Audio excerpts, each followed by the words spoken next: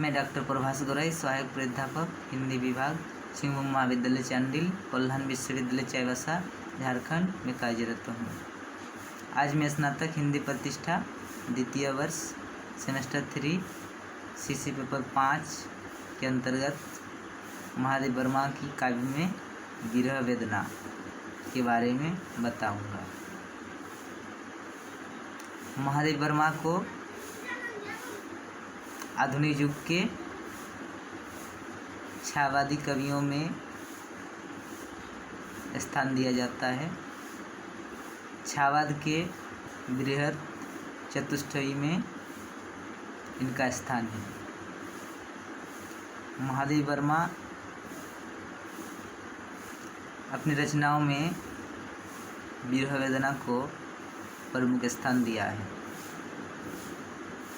इनका कहना है कि जीवन में हमें अधिकतर समय में दुख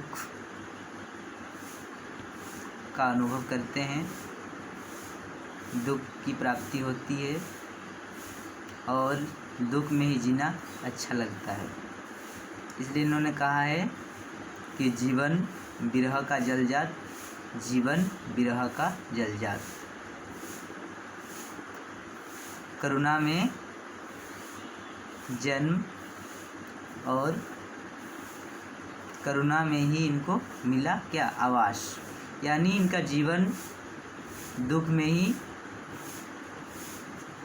प्राप्त हुआ है और दुख में ही रहना पसंद है। जिस तरह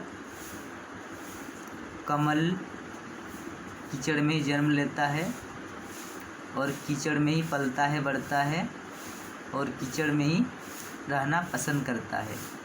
जीवन भर इनका कीचड़ से प्रेम होता है, लगाव होता है। तो इस तरह इनका जीवन में विरह को ही प्रमुख स्थान दिया है। इनका जो विरह है अज्ञात प्रियतम के प्रति है, यानी अज्ञात प्रियतम ये रहस्यवादी कवयित्री है।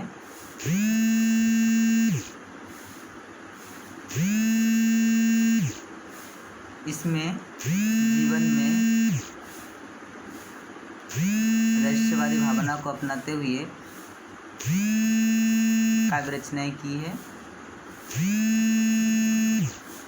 इन्होंने निर्जान, रश्मि, निहार, छांदगी, दीपशिखा, ये सब जो रचनाएं हैं, इन रचनाओं के माध्यम से इन्होंने अज्ञात प्रियतम के प्रति विरह को स्पष्ट किया है।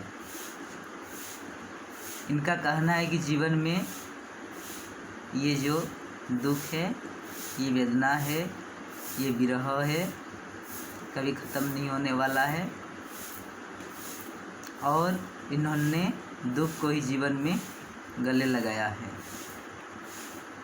इनका कहना है कि पर शेष न होगी यह जीवन की क्रिया, तुझको पीड़ा में ढूंढा, तुझ में ढूंढूंगी पीड़ा।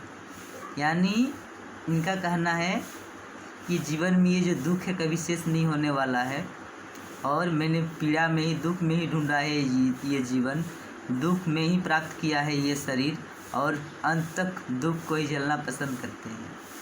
तो इसलिए इनका कहना है कि मुझे अज्ञात प्रियतम के प्रति जो लगाव है, जो आकर्षण है, उसे मुझे सबसे अच्छा लगता है।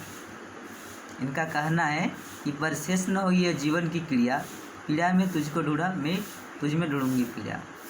यानी पीड़ा कभी ख़त्म नहीं होने वाला है और पीड़ा को इन्होंने स्वीकार किया है। जैसे बहुत कवियों ने क्या किया है कि पीड़ा को स्वीकार नहीं करता है, अपने रचनाओं में स्थान नहीं देता है। तो इन्होंने जीवन भर जितने भी पीड़ा है और इनका कहना है कि और ज़्यादा मुझे पीड़ा मिले, दुख मिले, मुझे पीड़ा में रहना ही पसंद है, दुख में रहना ही पसंद है। इसलिए महादेव वर्मा को आधुनिक मीरा या आधुनिक युग के मीरा के नाम से जाना जाता है। बहुत बार प्रश्न पूछा जाता है कि आधुनिक युग के मीरा किसे कहा जाता है, तो महादेव वर्मा को आधुनिक युग के मीरा कहा जाता है। यानी जिस तरह मीरा जीवन में कष्ट सही थी, दुख सही थी, तकलीफ सही थी, वैसे ही जीवन में महादेवी वर्मा भी दुख सही है, कष्ट सही है और कष्ट को जीवन में स्वीकार की है। और इनका कहना है कि अज्ञात प्रियतम का दर्शन होने से मुझे मन में प्रफुल्लता छा जाती है, मन में एक आकर्षण, एक प्रेम जागृत होता है। यानी इनकी वेदना की निरंतर अनुभूति है, निरंतरता है, कभी एक क्षण के लिए भी अज्ञात प्रियतम को नहीं भूलना चाहती है। और ये जब अनुभूति होने लगती है कि प्रियतम आ रहे हैं, प्रीतम की अनुभूति हो रही है, तो इनका खुशी से जीवन उभर जाता है, प्रफुल्लता जीवन में छा जाती है। जो इस तरह कहा है कि जो तुम आ जाते हो एक बार, कितनी करुणा, कितना संदेश पथ में बीच जाते पराग, जो तुम आ जाते हो एक बार। तो जब अज्ञात प्रियतम का दर्शन हो जाता है तो इनका जीवन में खुशी होती है। इसमें वही बताया कि जो तुम आ जाते हो एक बार, कितनी करुणा, कितना संदेश पथ में बीत जाते पराग। तो रास्ते पर जीवन में इनकी करुणा का संदेश मिलता है और जीवन धन्य हो जाता है। तो इस वैसे ही महादेवी ने अज्ञात प्रियतम के प्रति अपना जीवन को प्रभावित करते हुए जीवन जीना चाहती है। इस तरह इन्होंने अपने जीवन को व्यतीत करना चाहती है, जिस तरह मीरा अपने परिवार वालों का दुख सही थी, कष्ट सही थी, ससुराल वालों का भी दुख सही थी, वैसे ही जीवन में इन्होंने जीवन भर दुख सही है। और उन सभी दुख को दूर करने के लिए इन्होंने इस तरह तकलीफ़ सही है और काव्य रचना की है। इसलिए इन्होंने आधुनिक युग की मीरा कही जाती है।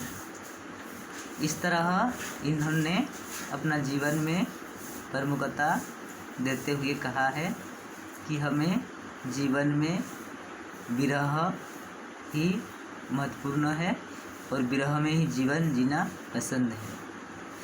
और इनका कहना है कि ये जो जीवन है, मुझे रहस्यानुभूति की प्राप्ति हो रही है और इस रहस्य से जीवन को मैं पूर्ण करना चाहती हूँ।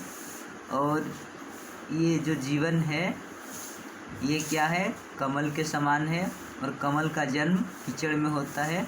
वैसे ही जीवन में इनका दुख जो मिला है ये क्या कीचड़ है और अंत समय तक कीचड़ में ही पलना पसंद करता है। इस तरह ये विरह के प्रमुख कवयित्री है।